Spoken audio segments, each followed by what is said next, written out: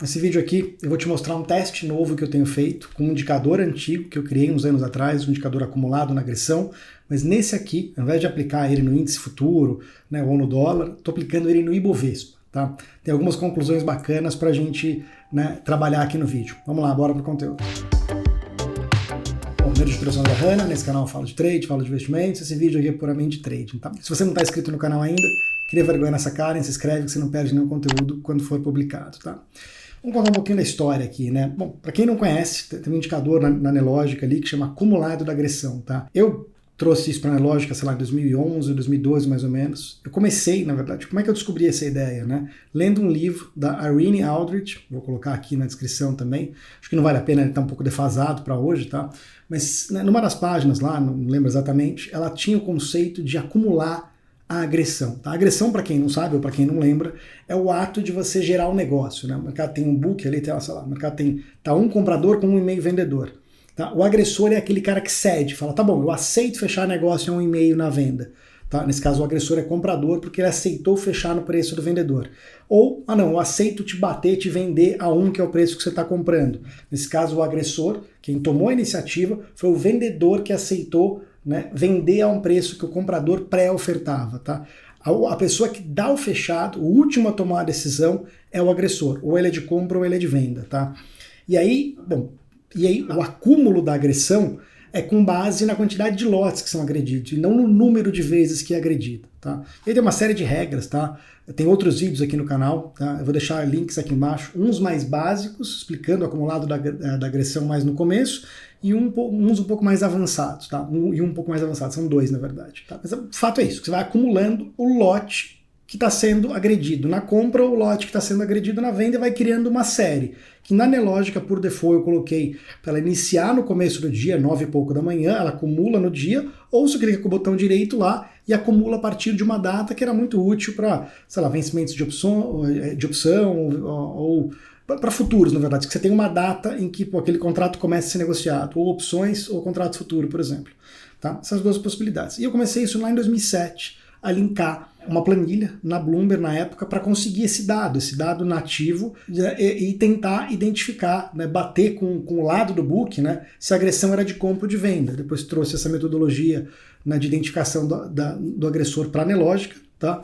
E, bom, esse indicador está aí. Tá? A questão é o seguinte, funcionou bastante, ao longo de muitos anos eu criei muita sensibilidade, especialmente no dólar, tá, usando isso, tá? Só que sempre ficou um gostinho de quero mais, tá? Eu nunca, né, não era de operar índice no passado, né? Quando eu parei de operar e depois voltei no índice, porque achei um risco-retorno melhor e por aí vai. E aí, uma coisa que sempre me pediram lá atrás e que eu nunca consegui fazer, tá? Porque não pela dificuldade, mas pela dificuldade computacional, tá? Era acumular a agressão do Ibov. Acumular a agressão do índice sempre foi possível, desde o começo, desde 2011, 2012, na Nelogica tem essa possibilidade.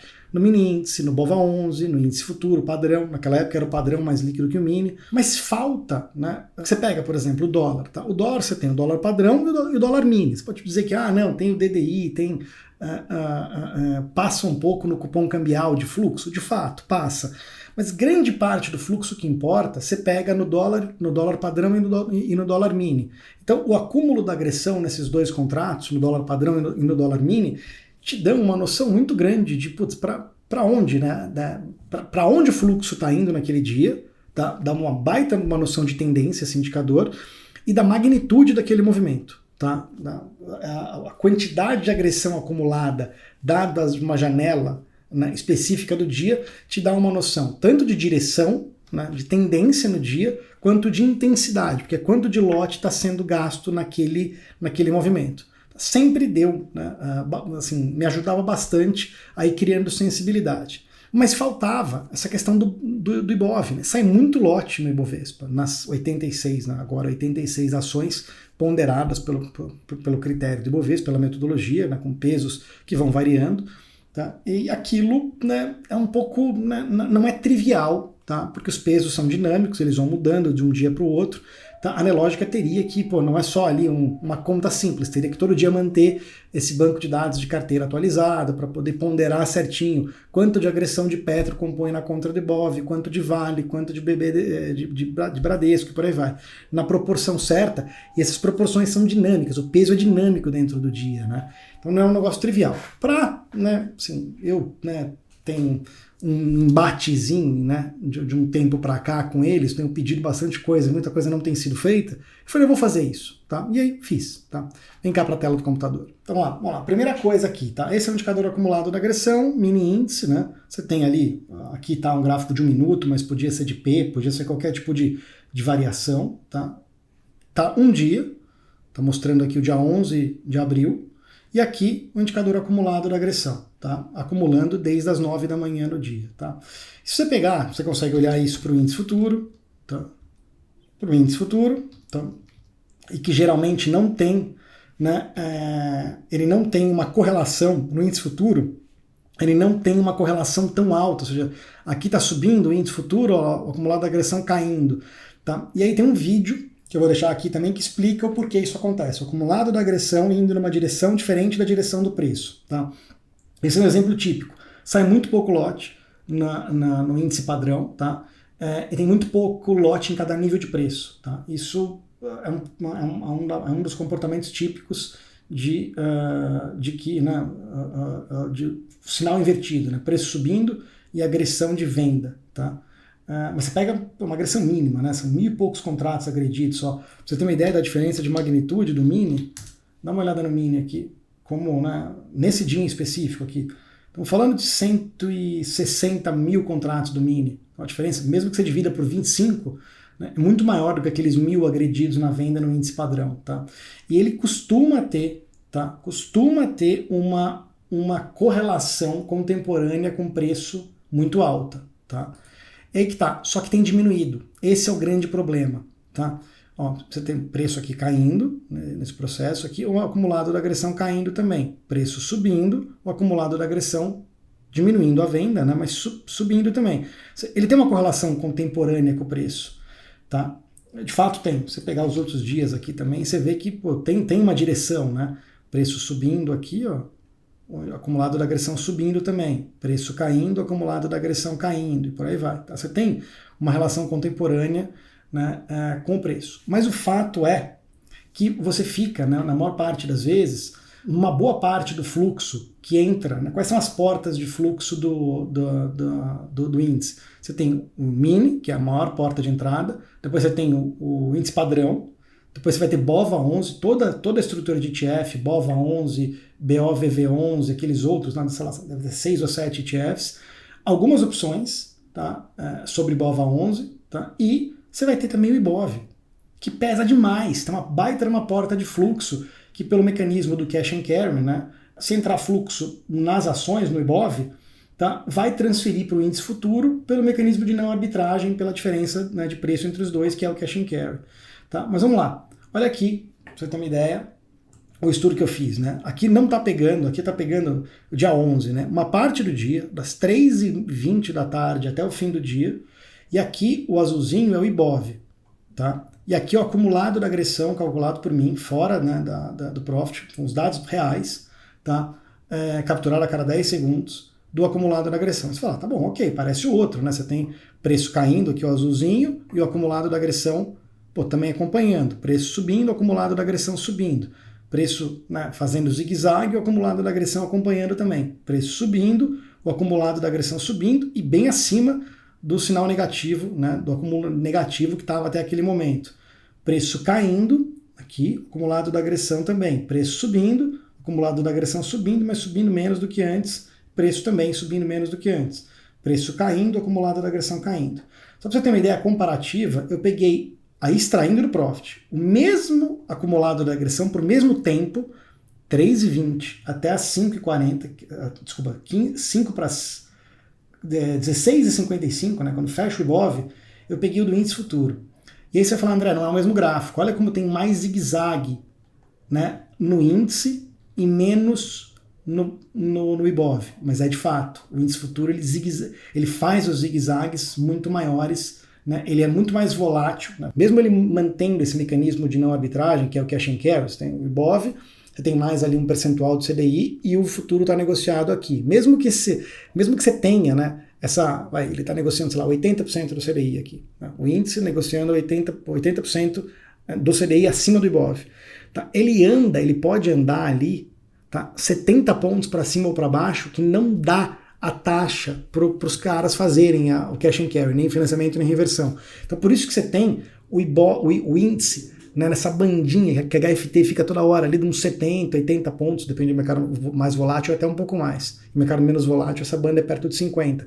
Toda hora o índice fazendo um zigue-zague e o IBOV muitas vezes parado. Então o IBOV ele é mais um transatlântico do que o índice futuro, que ele tem um componente de direção, o índice futuro, mas ele é mais errático que o IBOV, tá?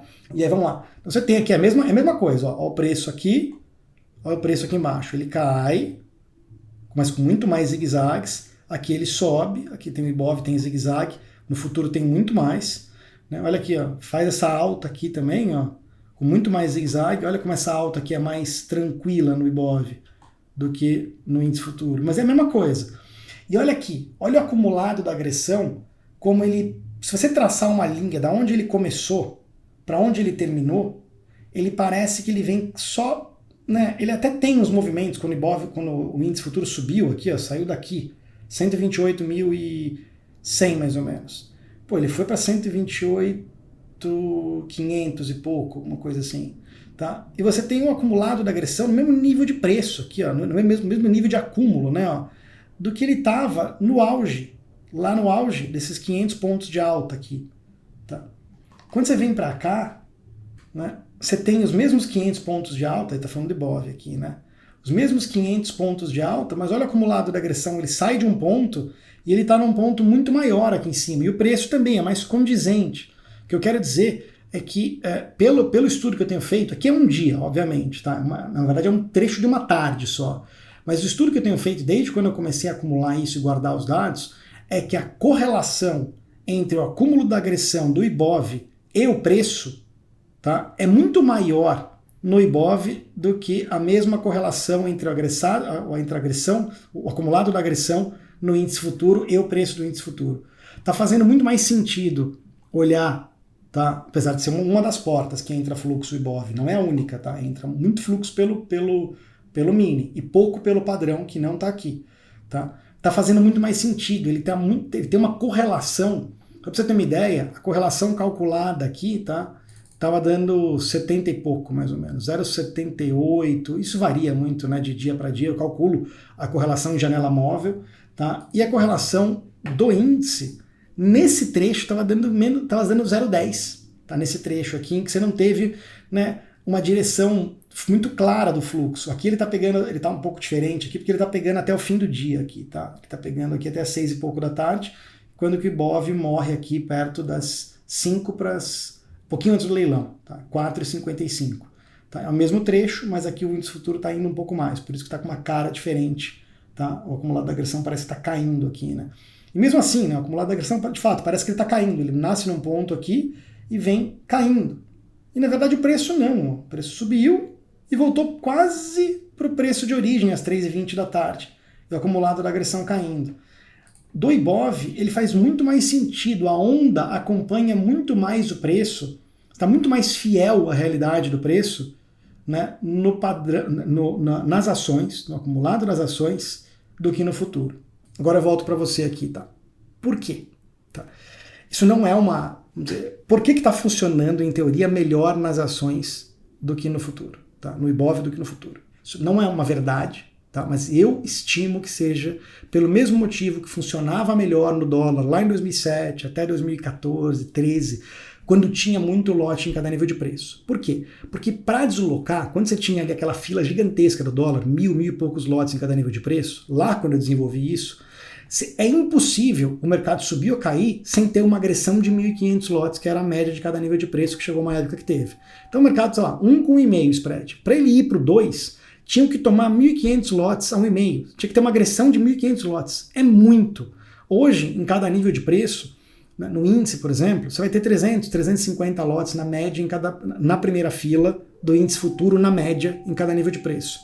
Tudo bem, não dá para dizer que uma coisa é um dólar, outra é índice, não dá para comparar esse número, 1.000 e poucos lotes de dólar para 350 lotes de mini índice, mas é pouco. 350 lotes de mini índice, dividido por 25, né, para você achar em quantidade do padrão, dá 15, mais ou menos 15 lotes, tá, do padrão em cada nível de preço. É muito pouco. Estamos falando que no dólar tinha 1.000 lotes do padrão em cada nível de preço, lá nos 2007, 2008, até 2000.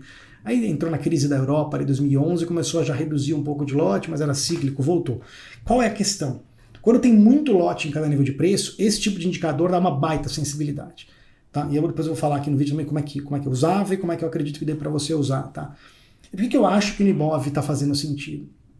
Porque no Ibov, né, se você comparar para deslocar a mesma quantidade de pontos do índice, para fazer o equivalente ao índice subir 5 pontos, que é um spread, tá? A quantidade de deslocamento que tem que entrar no Ibov é muito grande. Ou num papel único, muito lote tem que entrar em Petro, Vale, e quanto menor o peso do papel no Ibov, mais lote ainda, porque o preço tem que subir 10, 15, 20, 30 centavos para poder deslocar 5 pontos no índice futuro. No Ibov, e aí por cash and carry deslocar no índice futuro. Mas se todos, digamos que todos os papéis andem um pouco, tá? Você precisa ter um consumo de lote em 86 papéis para isso acontecer. Então, é por isso que eu acredito que faz mais sentido, tá mais fiel, porque da mesma forma que você pode ter num mercado de book único, mini índice, com pouco lote, relativamente pouco lote na primeira fila em cada nível de preço, tá? Você pode ter momentos em que você não está tão ali, em que o preço não está subindo exatamente com agressões de tamanho similar na compra. E quando ele cai, ele pode estar, o mercado subiu de escadinha, né, tomando 300 lotes em cada nível de preço, e na hora que ele cai, alguém calçou com um lotão, que seja, lá em cima, 2.000 lotes, sei lá o que, por exemplo, no nível de preço, e vem uma agressão de venda. 2.000 lotes agredidos na venda, quando você compila 300 de escadinha, né, demorou 10 agressões, precisou de 10 spreads, para ele acumular 3.000 contratos agredidos na compra. Lá em cima, uma agressão de 2.000 praticamente, né, te neutraliza o acumulado da agressão e o preço, subiu 10 ticks, caiu 1 tique. O preço consolidou num patamar mais alto e o acumulado da agressão está, assim, quase que zerado. Um pouquinho, acumulado em 1.000.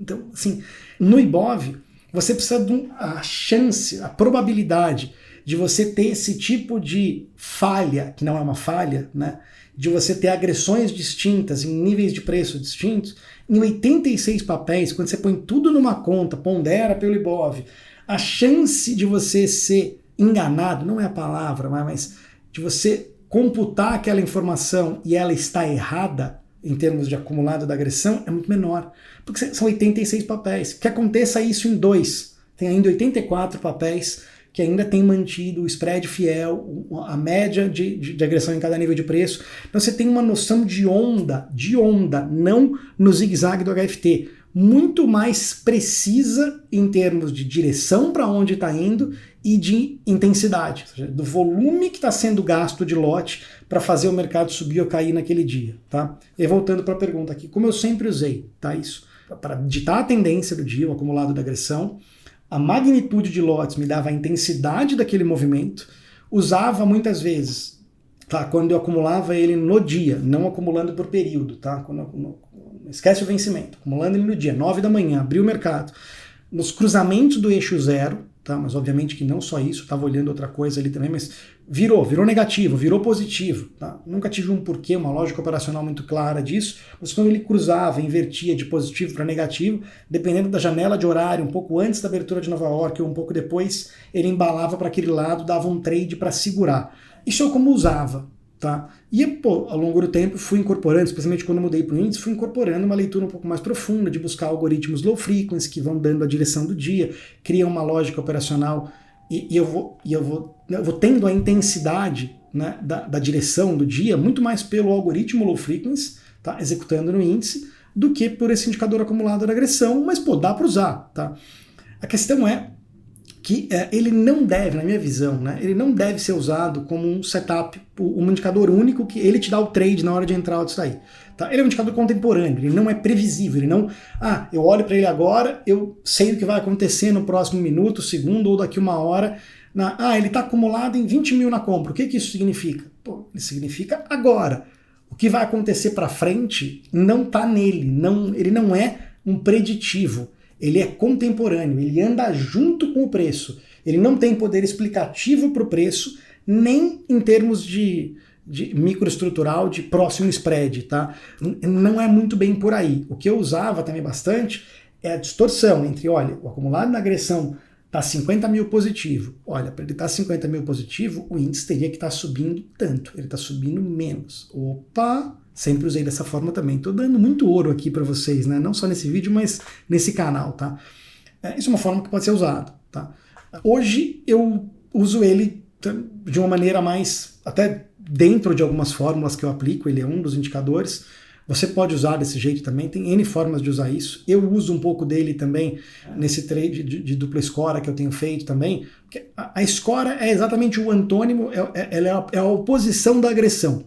Se você está acreditando que uma escora de compra vai segurar, é porque você está acreditando que aquela agressão de venda que fez chegar até a escora de compra, ela vai arrefecer. O mercado está agredindo na venda, vai ter uma escora de compra, a agressão ela vem, e ela vai arrefecer e a escora vai segurar, o preço vai dar repique. A agressão é o antônimo da escora, é exatamente o oposto. Hoje eu monitoro percentual de agressão quando chega em escora. É uma forma que eu uso esse indicador aqui. Eu ainda não cheguei nesse grau de granularidade para fazer isso no IBOV, porque exige uma densidade computacional para guardar esses dados, para usar na escora, você tem que guardar ele tique a tique. Eu estou compilando ele com uma frequência um pouquinho maior, né? Em dando certos testes, eu vou lá e trago para uma frequência mais curta para poder ficar, né, mais visível, né, mais usável nesse sentido de usar ele como antônimo da escora, tá? Mas assim, quis trazer essa novidade aqui, tá? E André, tá bom, é muito bacana, tá? Mas aonde eu olho isso? Tá na Nelogica? Não. Aliás, eu te pedi uma pressão aqui também, tá? A Nelogica só tá preocupada, né, com copy trade e por aí vai, nada contra, cada um tem o seu modelo de negócio, né, e por aí vai, né, mas eu acho que também tem uma comunidade muito grande de pessoas que querem clicar, querem aprender e tal, nada contra quem quer copiar o trade dos outros e por aí vai, né, mas tem uma comunidade grande de gente que quer se desenvolver, que quer clicar, quer operar sozinho, quer melhorar e por aí vai, e até, né, não concorre, pode fazer isso e aí, né, se quiser brincar um pouquinho ali com o dinheiro de pinga no copo, pode, não, ok, tá. Mas a questão é isso, tá? Então tá um pouco difícil essa relação que eu sempre tive muito aberta, tá um pouco difícil. Então assim, eu tenho feito muita coisa minha, interna, tá? Faz uma pressão lá, tá? Faz uma pressão lá, fala, putz, desenvolve coisa com o HANA lá, pô, desenvolve lá, tá? Senão eu vou continuar nas minhas coisas aqui e fica um pouco mais difícil, né? Assim, para você compartilhar esse tipo de sinal, tem que ser vendors, tem que cobrar fee de bolsa, você não pode compartilhar sinal em real time para o mercado, senão você vira um vendor, né? E assim, você precisa recolher fee de bolsa de cada um que assim, vai para um business que eu não quero, que é virar uma plataforma, virar um feed de dados, não é esse o business que eu quero aqui. Assim, meu negócio é ir desenvolvendo, me desenvolvendo, ter um educacional, criar ferramentas, ir melhorando, ir operando para mim, tirando um pouco também, é isso que eu gosto, né? Eu gosto de estar ali participando, né? Estar entendendo o mercado, estar clicando e tentando, né, sendo desafiado pelo mercado de enxergar. O mercado é muito dinâmico, ele vai mudando, né? Esse desafio me anima demais, né? De estar sempre ali, tentando entender o que está acontecendo e quais são as brechas de oportunidade. Essa daqui é uma delas, tá? Coisa que não é uma novidade, eu sempre quis fazer, nunca parei, até em termos de um computador tem que estar muito redondo para poder aguentar esses dados, né? Ali a cada segundo gravando e estocando esse banco de dados, né? Não é um negócio muito trivial, tá? Por enquanto está aqui comigo, tá? Quem sabe isso em breve tá aí na tua mão também para você usar da forma com que você preferir, tá? Espero que você tenha gostado. Se você gostou, clica no curtir e comenta aqui embaixo. Você já tinha pensado, se usa, se não usa, se faria sentido para você, né, um indicador como esse no IBOV. Se você também não está nem aí, porque não opera índice, está no dólar ou está em outro ativo, né, me fala um pouco da sua relação com ações ou com índice futuro no vídeo aqui embaixo, que eu vou adorar saber. Beleza? Um abraço, boa semana.